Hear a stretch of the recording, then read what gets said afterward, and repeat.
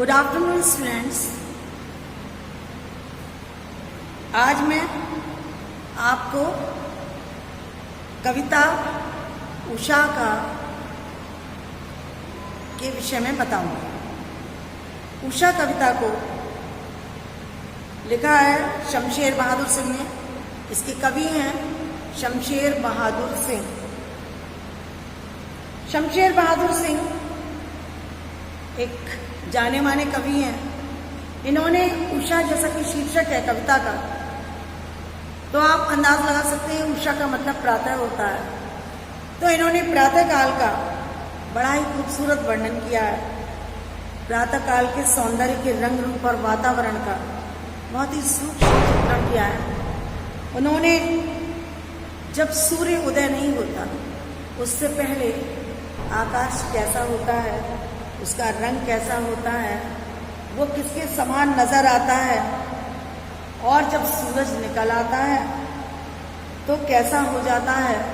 इन सारे सूक्ष्म निरीक्षण का उन्होंने इतनी सुंदर प्रस्तुत किया है, इतनी सूक्ष्म चित्रण किया है उसका, कि आपको भी सुनकर के लगेगा जैसे कि हम उसके एक एक बदलते परिवेश को अपनी आंखों के सामने प्रत्यक्ष देख रहे हैं। शमशेर बहादुर सिंह ने जो कविता लिखी है, कविता आपकी बहुत छोटी सी है। मैं आपको पंक्तियां पढ़ूंगी, उसके बाद उसका अर्थ बताऊंगी। तो उन्होंने प्रातः काल के सौंदर्य का बहुत ही अच्छा वर्णन किया है, बड़ा ही मनोरम वर्णन किया है।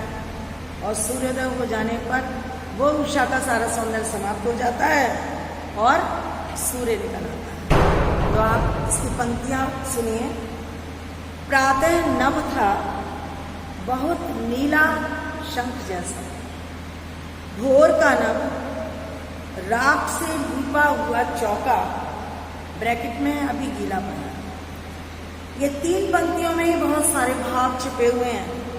भोर माने सवेरा होने से पहले जो चुटपुटा सा वातावरण होता है ना, अंधकार होता है, थोड़ी थोड़ी हल्की हल्की रोशनी होती है, वो वातावरण। और नभ माने आकाश, चौका रसोई बनाने का स्थान, किचन जिसे आप लोग बोलते हैं। व्याख्या है कि कवि शायद प्रातः काल के दृश्य को बड़े ही आंख में बोर होकर के देख रहा है, और देखने के बाद उसने जो जो बदलाव उसने महसूस किए वो आपके सामने उसने काव्य रूप में प्रस्तुत कर दिए हैं। वो कहता है कि प्रातः काल का आकाश का रंग गहरा नीला होता है, शंख के समान गहरा नीला। जैसे शंख होता है ना, तो वो समुद्र में पाया जाता है, उस समय उसका रंग बिल्कुल गहरा नीला होता है, और आवरण अलग कर लेने पर वो सफेद रंग का हो जाता है। तो यहाँ उन्होंने उसी शंख के बारे में बताया।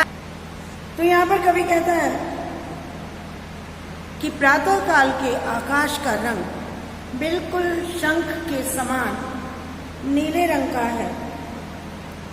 उसके बाद में थोड़ा और दिन उदय हुआ, और उदय के संग उदय होने के साथ साथ ही वो जो भोर के समय का नीला रंग था ना, वो थोड़ा सा हल्का हो गया, और वातावरण में नमी सी दिखाने लगी। आप देखते हैं कभी सुबह आप बहुत जल्दी उठ जाएं, आकाश की तरफ देखें तो ऐसा प्रतीत होता है जैसे कि बड़ा गीला गीला सा आकाश है। तो यही वो बता रहे हैं, जब भी जरा सा और भोर के बाद का दृश्य आया तो उसमें ऐसा लगने लगा जैसे आकाश में नमी छा गई हो, और ऐसा लगा कि जैसे वो आकाश ना होके बल्कि जैसे कि चौके को या रसोई को गांव में लोग राख से लीप देते हैं। लीपना मीन्स उस पर हाथों से स्प्रेड कर देते हैं उसको। तो इसी तरह से ऐसा प्रतीत हो रहा था उस समय का आकाश, जैसे कि वो आकाश ना हो, उसकी जगह राख से लीपा हुआ चौका हो, जो कि अभी तक गीला पड़ा है, पूरी तरह सूखा नहीं है।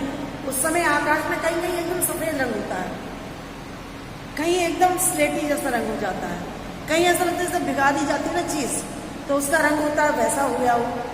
तो वो कहता है कि आकाश ऐसा प्रतीत हो रहा है कि मानो गीला गीला सा है, अभी सूखा नहीं है, और उसका रंग राख के समान स्लेटी हो गया।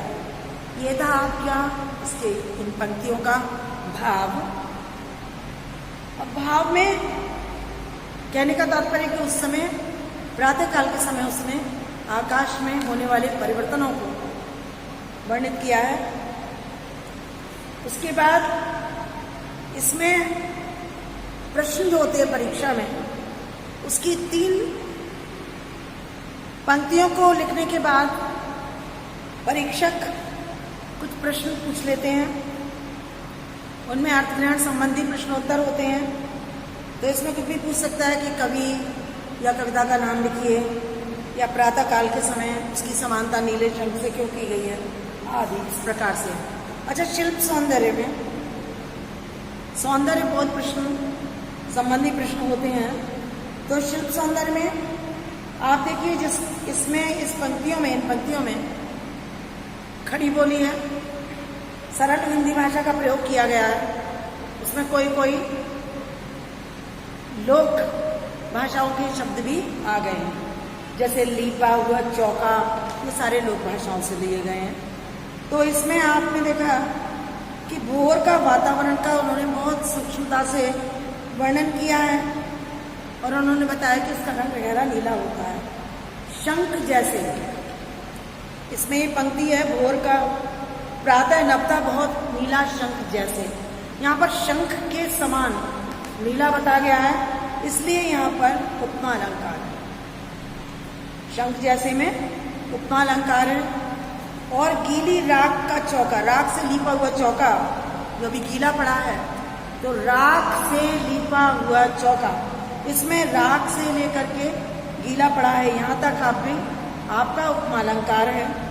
उसके अलावा उन्होंने बहुत ही सरल और छोटे छोटे शब्दों का प्रयोग किया है, और बड़ी ही नए नए उपमानों का प्रयोग किया है उन्होंने वर्णन में। वर्ण के अंदर चित्रात्मकता है। आप जब भी उन वर्णों को या इन पंक्तियों को पढ़ते हैं तो आपके सामने एक दृश्य सा उपस्थित हो जाता है, एक चित्र सा उपस्थित हो जाता है प्रातः के वातावरण का। तो ये पंक्तियां आपकी समझ में आ गई होंगी। और इसमें आपका कोई छंदबद्ध नहीं है, ये मुक्त पंक्तियां हैं, इसलिए किसी छंद में नहीं है। प्राकृतिक सौंदर्य का वर्णन किया गया है। इसके बाद हम आते हैं इसकी दूसरी पंक्तियों पर। बहुत काली सिल जरा से लाल केसर से कि जैसे धुल गई हो, स्लेट पर या लाल खड़िया चौक मल दी हो किसी ने। अब देखो, इन पंक्तियों में उसने भोर के जुटपुटे से निकल के जब थोड़ा सा और दिन चढ़ा और सूर्योदय होने के करीब था, यानी लगभग सूर्योदय होने जा रहा है, तो आपने देखा होगा कि प्रातःकाल जब सूर्योदय होने वाला होता है तो उस दिशा में एक अजीब सा लाल रंग चारों ओर फैल जाता है। सूर्य निकलने से पूर्व ही एक अजीब सा लाल रंग चारों ओर फैल जाता है। तो उसका वर्णन उसने कितनी उपमाओं को देकर के कवि ने यहाँ पर किया है। कवि कहता है कि बहुत काली सिल, उसने आकाश को एक सिल के समान बताया है कि एकदम काली सी सिल है, और ऐसा लग रहा है जैसे किसी ने, केसर का रंग लाल होता है, केसर एक पदार्थ होता है जो कि कीमती भी आता है, तो उस केसर को किसी ने भिगो के उसके लाल रंग को सिल पे फैला दिया। काली सिल आकाश के लिए उसने प्रयोग किया है। और लाल केसर सूर्योदय के समय जो लालिमा छा जाती है उसके लिए उसने प्रयोग किया है। तो यह कवि कह रहा है कि ऐसा प्रतीत हो रहा है उस दृश्य को देखकर कि मानो बहुत बड़ी सी एक काली सिल के ऊपर किसी ने लाल केसर को धो करके उसका लाल रंग चारों ओर फैला दिया। स्लेट पर या लाल खड़िया चौक मल दी हो किसी ने। उसके बाद जब सूर्य थोड़ा सा और नीचे से ऊपर आता है तो उस समय जगह जगह लाइनें सी होने लगती हैं। तो अब वो दूसरे उपमा में कह रहा है, एक और उपमान देता है वो, कि ऐसा भी प्रतीत हो रहा है कि जैसे स्लेट होती है बच्चों की लिखने वाली स्लेट, बिल्कुल वही रंग आकाश का उस समय होता है। उस स्लेट पर हम लोग जब चौक से लिखते हैं, तो यहाँ कवि ने बहुत अच्छी सी उपमा दी है कि जैसे मानो आकाश रूपी स्लेट पर किसी ने लाल खड़िया से या लाल चौक से पूरे में घिस घिस के लिख दिया हो, पूरे में चौक ही चौक मल डाली हो, इस तरह घिसते घिसते। तो यहाँ पर उसने उस समय के प्रातःकालीन आकाश का वर्णन किया जब सूर्योदय लगभग होने जा रहा है। तो यहाँ पर उन्होंने बताया है कि चौक या लाल चौक या खड़िया को जैसे किसी ने स्लेट पर मल दिया हो। तो इसमें भी आपके वही प्रश्न बनते हैं, अर्थग्रहण संबंधी प्रश्न भी होंगे और शिल्प सौंदर्य संबंधी प्रश्न भी होंगे। तो इसका शिल्प सौंदर्य में आपको लिखवाई दे रही हूँ, बताए दे रही हूँ। इसमें देखो पहला पॉइंट आपका भाषा का होगा, तो भाषा सरल है, छोटे छोटे शब्दों का प्रयोग किया गया है और इसमें लोक प्रचलित भाषा का भी प्रयोग किया गया है, लोक भाषा के कुछ शब्दों का भी प्रयोग किया गया है, जैसे सिल है, धुल गई हो, खड़िया, ये आदि आपकी लोक भाषा से संबंधित सारे प्रश्न हैं। तो इनका प्रयोग कवि ने यहाँ पर किया है। उसके बाद में दूसरा पॉइंट आएगा आपका, इस पद्यांश में कवि ने रात की कालिमा, ओस का गीलापन और सूरज की लाल रंग से, उसके मिश्रण से बहुत ही सुंदर चित्र बनाए हैं, यानी चित्रात्मकता आ गई है। और इसमें उत्प्रेक्षा अलंकार है। जिन वाक्यों में मानो, जानो आदि ऐसे शब्द आते हैं तो वहां पर उत्प्रेक्षा अलंकार होता है। तो जैसे इसमें बहुत काली सिल जरा से लाल केसर से कि जैसे धुल गई हो, इन दोनों पंक्तियों में आपका उत्प्रेक्षा अलंकार है। स्लेट पर या लाल खड़िया चौक मल दी हो किसी ने, इन पंक्तियों में भी आपका उत्प्रेक्षा अलंकार है।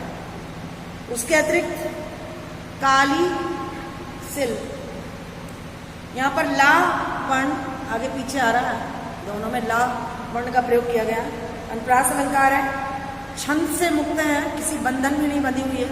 ये पंक्तियां छंद मुक्त हैं, इसलिए इनमें मुक्त छंद का प्रयोग किया गया है। और भाषा अत्यंत सरल है, प्राकृतिक सौंदर्य का वर्णन किया गया है। तो ये था आपका इन पंक्तियों का शिल्प सौंदर्य। अब आगे की तीसरे खंड में जो पंक्तियां हैं वो मैं पढ़ रही हूं, आप सुन लीजिए। नील जल में या किसी की गौर झिलमिल देख, जैसे हिल रही हो और जादू टूटता है इस उषा का, अब सूर्योदय हो रहा है। अब देखो यहाँ पर वो सारा जो मनमोहक एक संसार, एक मायावी संसार जो फैला हुआ था प्रातः काल का, वो अब सूर्योदय के हो जाने के बाद धीरे धीरे वो जादू खत्म होता जा रहा है, क्योंकि अब सूर्योदय हो रहा है। तो मैं पंक्तियों के अनुसार इसका आपको अर्थ बताती हूँ।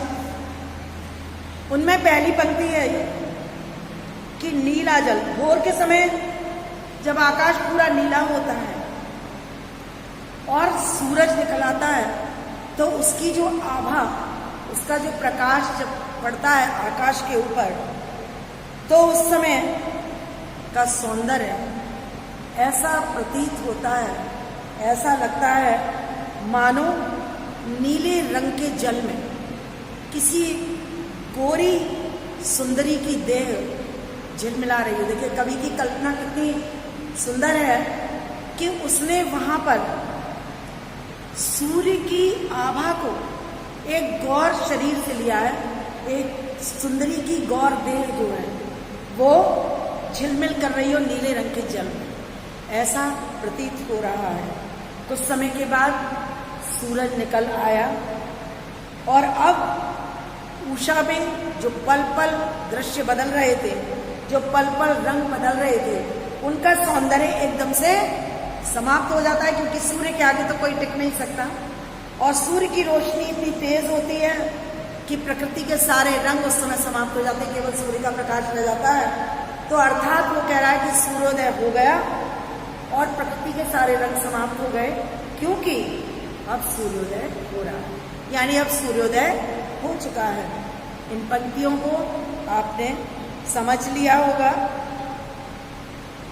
इसमें सूरज की चमक को उसने गोरे रंग की देह से तुलना की है, उसकी उपमा दी है। तो हम देखते हैं यहाँ पे शिल्प सौंदर्य इसका। इसमें पंक्तियों की भाषा सरल है, शब्द बड़े लघु रूप में भी प्रयोग किए गए हैं, लोक प्रचलित भाषा का भी प्रयोग हुआ है और समझ में आने योग्य है। कवि ने सूर्य के पूर्व और सूर्य के समय उभरने वाली इस प्राकृतिक शोभा का बहुत ही अच्छा सुंदर वर्णन किया है। नील जल में ये पंक्तियां जो हैं, नील जल में या किसी की गौर झिलमिल देह जैसे हिल रही हो, इसमें आपका उत्प्रेक्षा अलंकार है। और नील जल में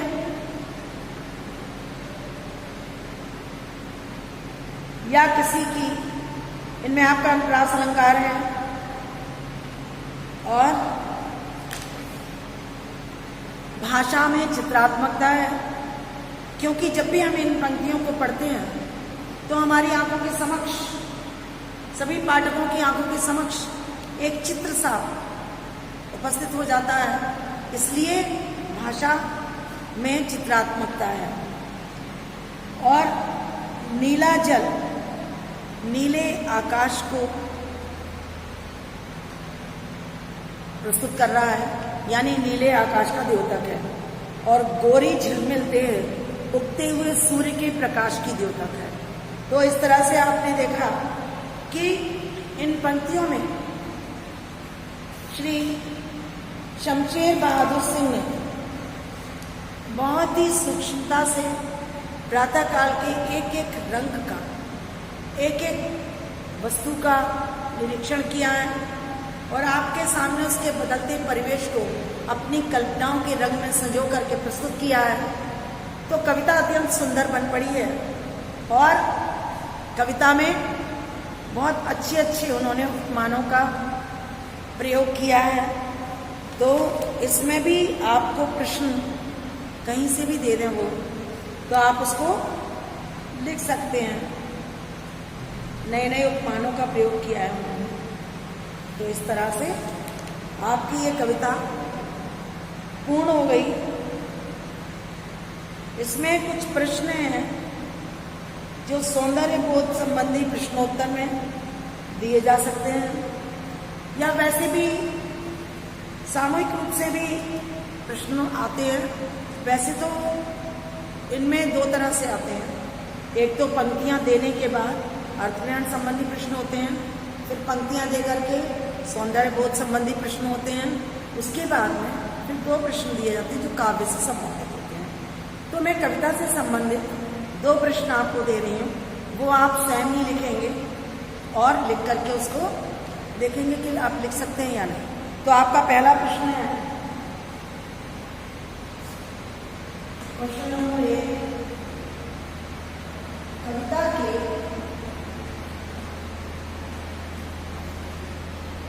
किन उपमानों को देखकर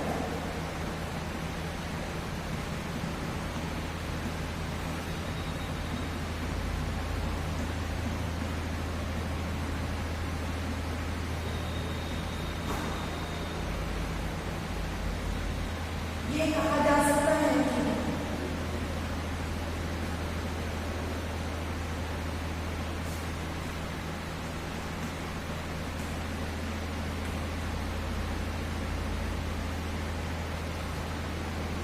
कि उषा कविता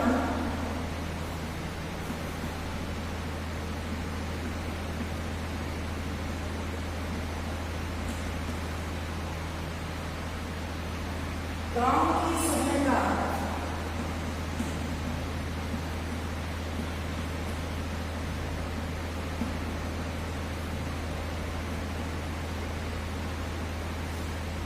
गतिशील शब्द है।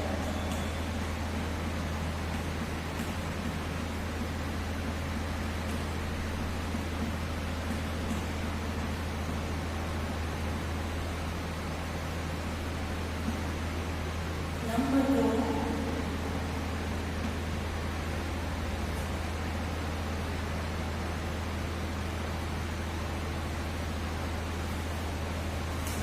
है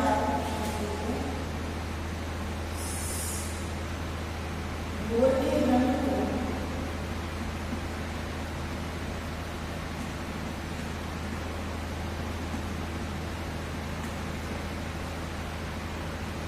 रात से दीपक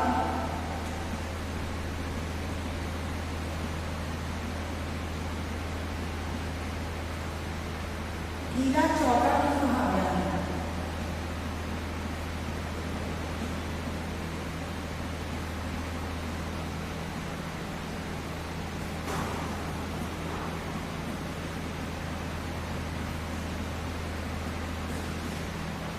यहाँ पे 2 ऑप्शन हो गए। इसके अतिरिक्त क्वेश्चन नंबर 3 में प्रातः रखना बहुत गीला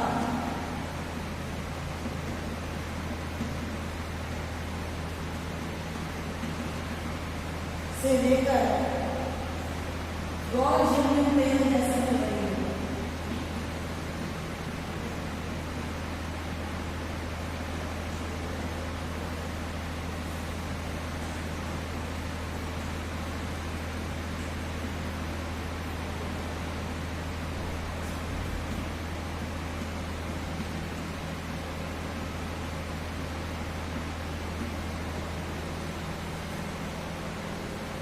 इससे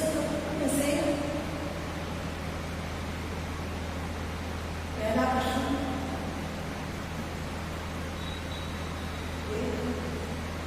काव्यांश में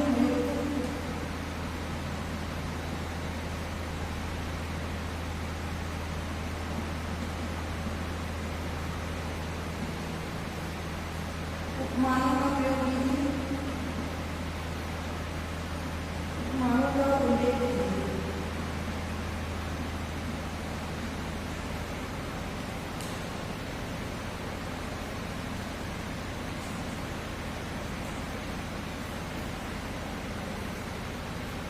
नंबर 2, भाव सौंदर्य समझिए।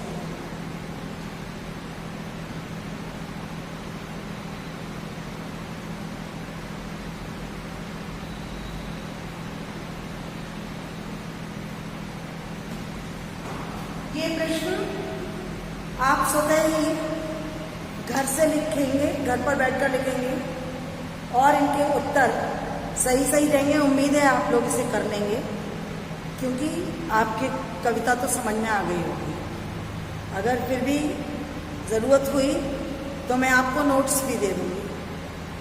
अच्छा बच्चों, धन्यवाद। आज का वीडियो बस यहीं तक।